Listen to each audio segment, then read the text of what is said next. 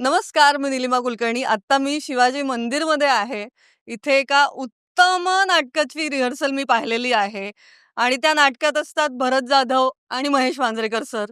शंकर जयकिशन या नाटकाची रिहर्सल सुरू आहे आणि दिग्दर्शक सूरज बारसनीस जो आपल्याला ॲक्टर म्हणूनही माहिती आहे, तो अतिशय अमेझिंग ॲक्टर पण आहे आणि आता त्याचं पहिलं दिग्दर्शन आहे व्यावसायिक नाटकाचं. सूरज, क्या बात है! म्हणजे आधी एकतर मुळात अभिनंदन. थँक्यू. तुझी छान कामं आम्ही पाहतो आणि आता तुझं व्यावसायिकचं पहिलं दिग्दर्शन, ज्याच्यात भरत जाधव आणि महेश मांजरेकर.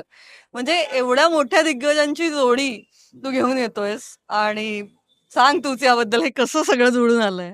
अ, मला वाटतं नशिबाचाच भाग बोलूयात का आपण? कारण असं झालं की नाटक करायचं होतं आणि कुठलं करावं, काय करावं आणि शंकर जे किशन हे नाव म्हणजे जोडी असावी तर अशी असं आम्ही त्याला म्हणतोय. तर माझा जो साथीदार आहे या सगळ्या प्रवासातला, जो विराजा कुलकर्णी, जो सगळ्यांना माहिती अप्रतिम लेखक आहे, अप्रतिम अभिनेता एक आहेत. शंकर जयकिशन जोडी आमचे आहे. शंकर जे किसन जोडीसारखं आहे.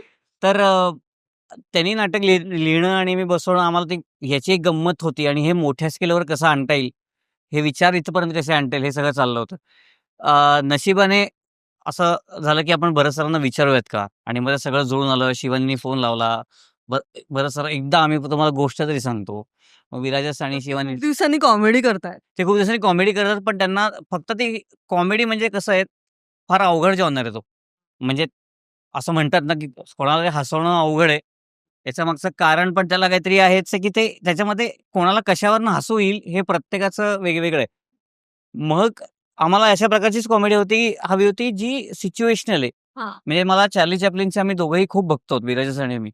ते कॉमेडी करायला जात नाही, ती होते. होते. सो अख्खं नाटक असंच आहे, तसंच. की याच्यामध्ये कोणी काही करायला जात नाही. ते घडत जातं, ते होत जातं. वाह! त्यामुळे ते झाल्यानंतर भरत सर म्हणले, "आपण महेश सरांना विचारूयात." म्हणलं, "बरं ऑलरेडी तुम्हाला तुमच्याबरोबर काम करण्याचं एक दडपण म्हणजे या दोघांचा मी विशेष फॅन आहे. अर्थात कोण नाहीये. तर यांच्याबरोबर काम करायचं, मग ते हो म्हणतील, नाही म्हणतील, त्यांना जाऊन विचारणं. मग नशिबाने त्यांना हो आवडलं. म्हणले. तेही हो म्हणले आणि मला याचं जास्त क्रेडिट जास्त विराजसला द्यावंसं वाटतं. कारण first is the script, content is the king जे आपण म्हणतो. तर ते त्याच्या शब्दांच्या याच्यावरती इतकं त्यांनी विश्वास ठेवला.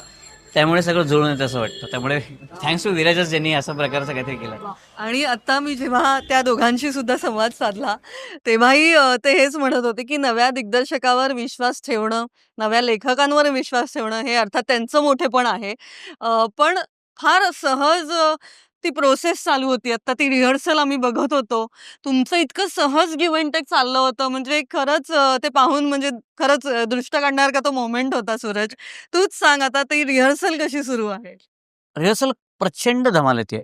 खूप नवीन गोष्टी एक्सप्लोर होतात. गिव्ह अँड टेक खूप हेल्दी आहे. म्हणजे मला त्या दोघांचा प्रचंड मोठेपणा वाटतो हा, की त्यांनी कुठेच असं केलं नाही, की मी सांगतो." हां. बरं पण ते महेश सरांमध्ये एक दिग्दर्शक पण आहे त्यांचा. तरी महेश सर हे इतके ग्रेट डिरेक्टर आहेत, हो. ते सगळ्यांनाच माहिती आहे. एक्झॅक्ट. त्यामुळे त्यांनी मला कधीच हे केलं नाही, की मी सांगतो तसं कर. मी असंच करणार." असं काहीच करत नाहीयेत ते. हं. हे सर्वात त्यांचा मोठेपणा मला वाटतो. त्यांनी ज्या प्रकारची मोकळीक दिली आहे. मला भरत सरांनी पहिल्याच सेशननंतर ते म्हणले, "तू बिनधास्त करा.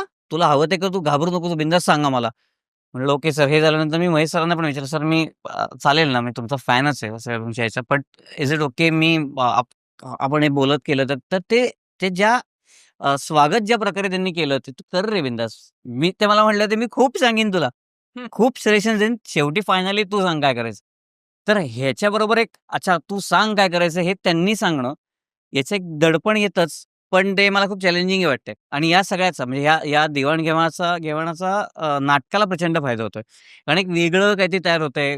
त्यांच्या अनुभवाचा फायदा याच्यात मॅक्सिमम आम्ही करून घेतोय हां. आणि त्यांना आम्ही लिटरली काहीही होते नाटकात. म्हणजे ते आता काय आहे ते मी फार सांगू शकत नाही आणि अर्थात नाटक बघितल्यावर तर कळेल की मी का एवढा एक्सायटेड आहे सांगताना सुद्धा. वाह! म्हणजे यापुढची तुझी आता करिअरची वाटचाल काय आहे? तुझं दिग्दर्शन पण असणार आहे, ॲक्टिंग पण असणार आहे का दोन्ही याच्यावर चालणार आहेस? काय असणार आहे? नाही मला दिग्दर्शन जास्तीत जास्त आवडतं. जर का मुळात दिग्दर्शकला तू. मुळात दिग्दर्शक जास्त आवडतं. त्यामुळे फर्स्ट हे येतंच. पण ॲक्टिंग मला अगेन विराजसनीच ती संधी दिली आणि बरोबरच्या वधूवर निमित्ताने मी व्यावसायिक नाटकात काम करायला लागलो. पण मला चांगलं नाटक आलं तर म्हणजे का नाही? अभिनय तेवढाच आवडतो Yes. आणि तेही दोन्ही करत करत राहणार. राहणार. दोन्ही करत राहणार हं. आणि नाटकात रमतो त्या इथं म्हणजे दिवसभर या वातावरणात खूप मजा येते. त्यामुळे गंमतच आहे आणि आपण तू म्हटलीस आपण शिवाजी हो, मंदिरला मी त्याबद्दल विचारणारच आहे तुला. आता मी शिवाजी मंदिरमध्ये चालतोय. हं. इकडे रिहर्सल सुरू आहे आणि इकडे याला कोणत्याही नटाला जेव्हा आपण शिवाजी मंदिरमध्ये गाठतो, तेव्हा त्याचं त्या रंगभूमीशी, त्या वास्तूशी कनेक्शन असल्याशिवाय राहत नाही आणि अर्थात यांनी तर इतके छान-छान प्रयोग केलेत. शिवाजी मंदिरशी काय नातं आहे? शिवाजी मंदिरचं आम्ही मिकी नावाचं नाटक केलं होतं. ज्याच्यामध्ये विराज, मस्त नाटक. शिवराज आम्ही एकत्र काम करतो. अगेन विराजने लिहिलं होतं. तर ते जेव्हा मला झी नाट्य गौरवला त्याचे नॉमिनेशन्स मिळाले होते. त्याचा मुंबईत एक प्रयोग करावा. अशा निमित्ताने त्याचा जो प्रयोग कुठे करावा, तर ते शिवाजी मंदिरची आम्हाला लकीली डेट मिळाली होती. सो तेव्हापासून शिवाजी मंदिर इज सपोज टू बी की खूप वर्षांपासून आपल्याकडे इथं मोठे-मोठे दिग्गजांनी नाटक केलं. तर मला हे आठवतंय की मिकीचा प्रयोगाकरता आल्यानंतर आपण असे आपल्या आपल्यात बोलतो ना, की हेच ते स्टेज, इथं कोण-कोण चाललंय वगैरे असं आपल्या आपल्यात जे ते सगळं आम्ही ते एन्जॉय करून झालंय. हं. आता तिकडेच त्याचे रिहर्सल चालू आहेत वरती. त्याचेच बाकी तिकडे प्रयोग लागणार आहेत. त्यामुळे हे सगळं वातावरण इथलं जे आहे, इथले रादर सगळे डोरकीपर्स पण ती माझ्यासाठी मित्र. एनर्जी जाणवते? याची एनर्जी वेगळीच आहे. या थिएटरची एक वेगळी एनर्जी आहे. इतकं सेंटरला आहे. मी कोणाला वाटणार नाही कधी-कधी, की इथं अच्छा आतमध्ये थिएटर आहे, असं पण कधी-कधी वाटतं. बट आत आल्यावरती कळतं, की तो जो इथला फील आहे, तो बस कुठेच नाही तो. तो आहे. तो एक थिएट्रिकल मॅडनेस म्हणतो ना आपण, तोही आहे. एक्झॅक्टली मॅडनेस म्हणजे म्हणलं ना, ते तेच एक ज्या वास्तूत एक इतकी एनर्जी जेव्हा इतकी लोकांनी वेगवेगळे परफॉर्मन्सेस करून ते तयार होते. कारण हे जग सगळं वाइब्सनी भरलंय आपण म्हणतो तसं. तर इथली वाइबच अशी एक हां. आहे, की आहाहा! लेट्स डू इट असं एक क्या हे बात है! होते. वाह! मस्त. सूरज, खूप छान वाटलं तुझ्याशी गप्पा मारून आणि आता माझी हजारपट उत्सुकता वाढलेली आहे नव्या नाटकाची. त्यामुळे all the very best thank so much. For thank Shankar Jaikishan. You. Yes, thank you.